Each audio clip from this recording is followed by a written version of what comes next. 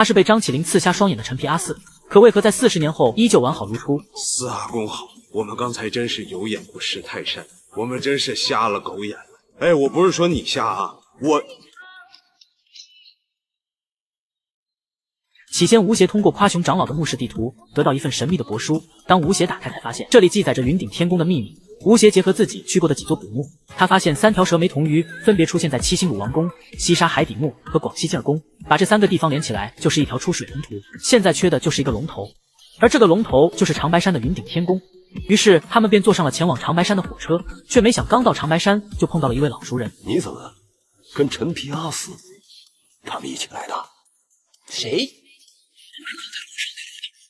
算起来，你应该喊他一声四阿公。听到鼎鼎大名的陈皮阿四也来了这里，吴邪也有些不知所措。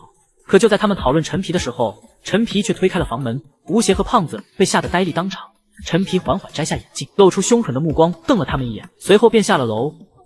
他不瞎。就在这时，潘子从一旁的房间走了出来，吴邪这才知道陈皮竟是吴三省安排的人，而他们要去的正是东夏皇帝万奴王的陵墓。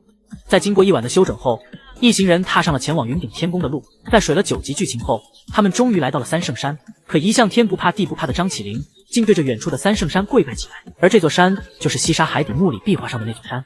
陈皮通过观察这里的山脉走向，判断出这下面肯定藏有大墓。在风水上说，这是非常罕见的3头老龙，能葬在这里的必定是人中龙凤，他的后代也会飞黄腾达。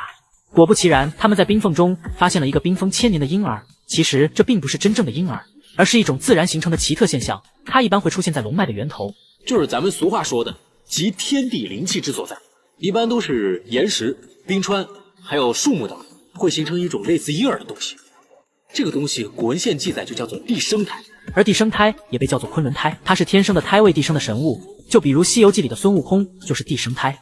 于是几人顺着绳索下到地宫底部，众人当即被眼前的景象所震惊。整个地宫宛如一座巨型冰雕，2尊巨大的金刚石像守护在两侧，而那昆仑胎就悬在大殿上方。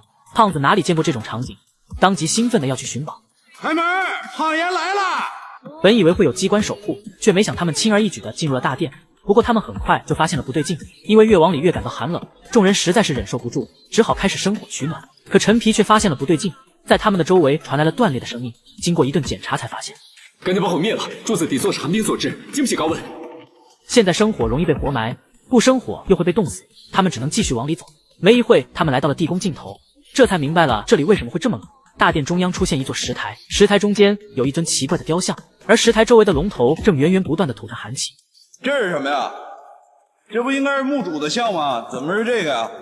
像东夏宗教中变异的长生天，这是他们的主神啊！这神长得也太没溜了吧！啊，整个一大蚂蟥。